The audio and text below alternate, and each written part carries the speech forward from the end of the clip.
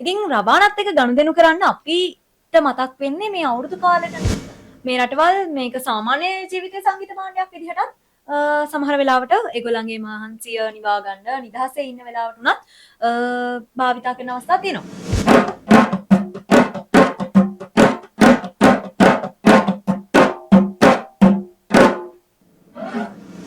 එතකොට මේ රබාන කියන දේ අවනද්‍ය වාද්‍ය භාණ්ඩයක්. මේක ඉන්නේ ගල් යුගයේ ඉඳන්. ඉස්සල්ලාම මේ රබානක් නිෂ්පාදනය කරන්න නිපදවුවා කියලා අපට දැනගන්න ලැබෙන්නේ දකුණු ලකයි. නැත්නම් දකුණු කොයි දෙයින් ගියත් දකුණු රටේ පුද්ගලයෙක් ඉස්සරහට එනවා කියන්නේ නිකන්ද නේද?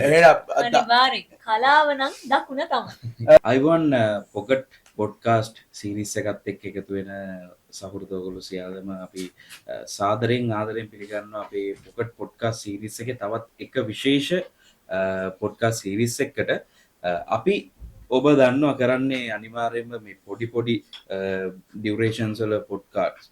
ඉතින් ඒක ඇතුලේ අද අපි කතා කරන්න හිතුවා මේ තාල වාද්‍ය භාණ්ඩ සම්බන්ධව. සංගීත භාණ්ඩ නෙවෙයි වරද්ද ගන්න එපා.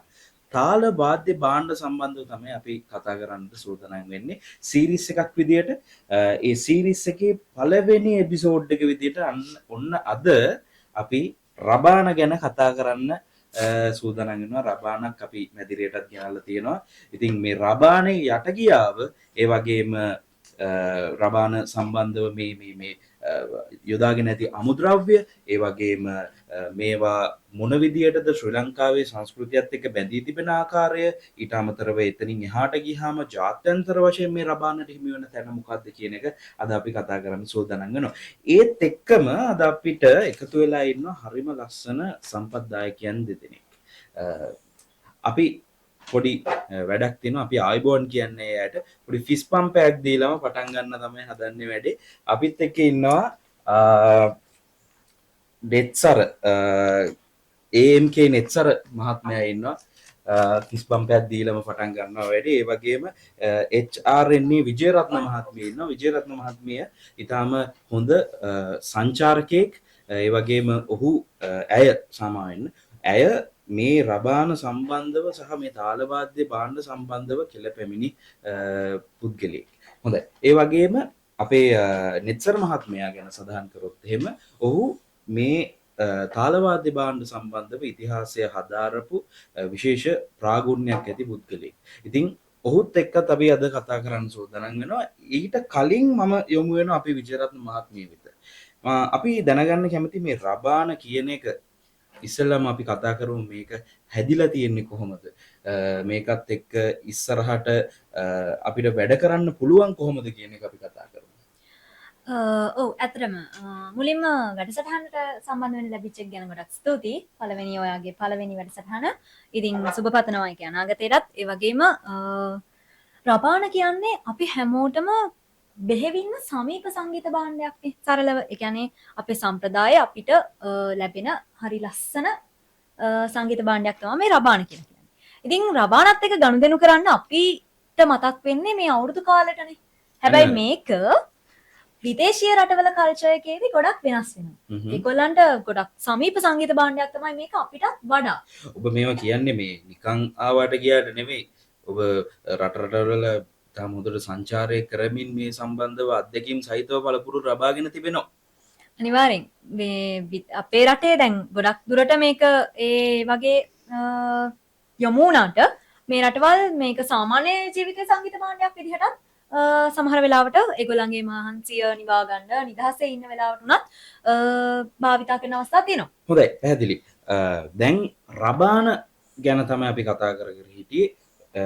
ඉතිහාසය ගැන කතා කරන්න කලින් මම කැමති පොඩි දෙයක් පෙන්වන්න ඕන. මේ රබාන කියන දේ හැම අපිට පේනවා, ඇන අපිට පේනවා, මේ ලී අපිට පේනවා. මේ දේවල් හරිම ලස්සනට මේ අමුද්‍රව්‍ය තුනක් භාවිතා කරමින්ම හරිම ලස්සනට නාද රටා මවන්න මේ රබානට හැකියාවක් තිබෙනවා. ඉතින් මේ රබාන ගැන මම පොඩි දෙයක් ඔයගලන්ට කියන්න. මේ තාලවාද්‍ය භාණ්ඩ ගැන අපි කතා කරනකොට මේවායේ ඊටාම සරල ශබ්ද තමයි අපිට නගන්නට පුළුවන් වෙන්නේ.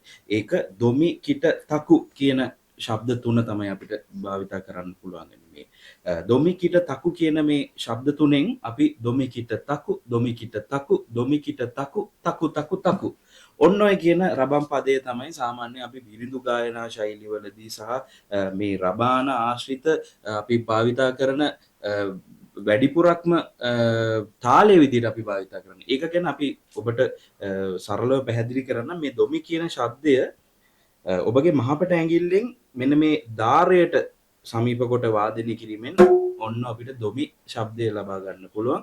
ඒ වගේම කිත කියන ශබ්දය මෙන්න මෙහෙම ඇඟිලි හතරෙන් මෙන්න මෙහෙම ලබා ගන්න පුළුවන්. ඒ වගේම මේ දොමි කියන ශබ්දය භාවිතා කරන ඇඟිල්ලම රබානේ මැදට ලබා ගැනීමෙන් අපිට පුළුවන් මේ තකු කියන ශබ්දය භාවිතා කරන්න.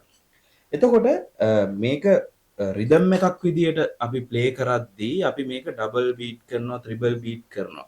ඉතින් එතකොට මේ ඇඟිලි හතර පාවිච්චි කරලා අපිට පුළුවන් මේම හරි ලස්සනට මේ තකු කියන ශබ්දය හතර වතාවක් නැවත නැවතත් ඇසෙන්නට සලස්වන්න. ඉතින් එතකොට අපිට හරි ලස්සනට මේක වාදනය කරන්න පුළුවන්.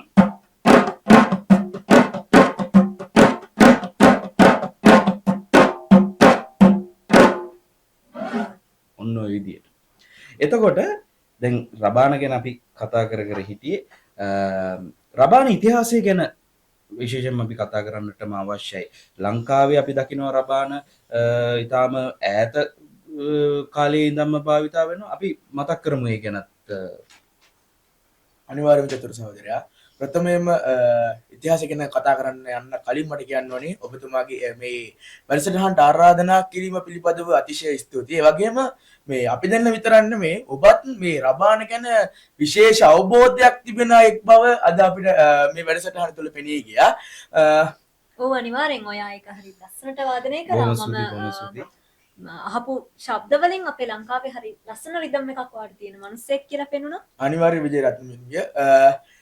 එතකොට මේ රබාන කියන දේ අවනද්‍ය වාද්‍ය භාණ්ඩයක්. මේක ඉන්නේ ගල් යුගයේ ඉඳන්.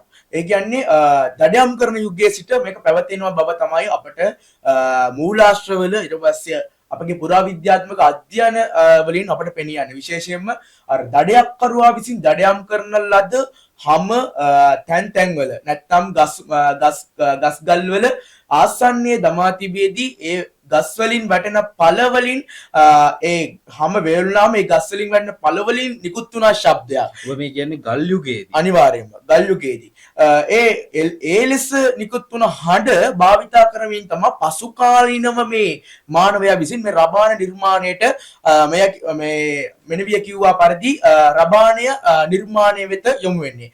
කෙසේ වෙතත් මේ ලංකාවේ ඉතිහාසය දෙස බලන විට ඉස්සලාම මේ රබානක් නිෂ්පාදනය කරන්න ඉපදුවා කියලා අපට දැනගන්න ලැබෙන්නේ දකුණු ලකයි. නැත්නම් දකුණු කොයි දෙයින් ගියත් දකුණු රටේ පුද්ගලයෙක් ඉස්සරහට එනවා කියන්නේ නිකන්ද නේද? අනිවාර්යෙන් කලාව නම් දකුණ තමයි.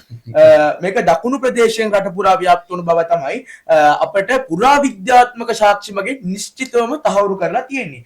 කෙසේ වෙතත් මේ පසු කාලීනව මේ අපේ රටේ මේ නර්තන සම්ප්‍රදාය දිනු වෙනවා චතුර.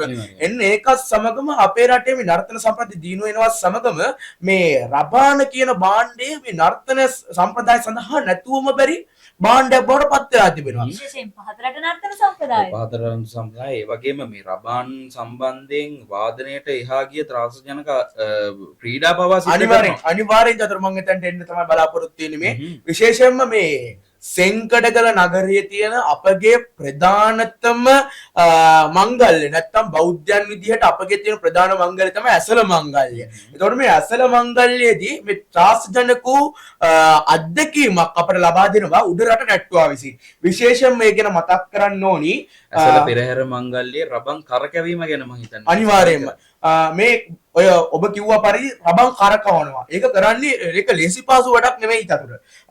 යකඩ විල්ලක් සවි කරලා දිග කෝට්ටකින් කෝට්ටක් ඒ රබාන මත තබනවා. එහෙම තබලා මේ ලෙස සමබර ආකාරයෙන් කරකැවීමත් මේ ලංකාවේ මේ වර්තමාන මිනිසාකට තියෙන විශාල සම්භාරයක් විශාල අත්දැකීමක්. විශ්මයක් ඒ වගේම චතුර ජීවිතයට සමබරතාවය කියන දේ අපිට ගොඩක් වැදගත් වෙනවා. ඉතින් මේ සමබරතාවය අපිට හැදෙන්නේ මේ කලාව ඇතුලේ කියන එකට තවත් නිදසුන් ඕනේද කියලා මම ඉතින් ආය අමුතෙන් ප්‍රශ්න කරන්න අනිවාර්යයෙන්ම ඒ ගැන කතා කරගෙන යනකොට අපිට අද අපේ කාල වේලාව හරස් වෙනවා.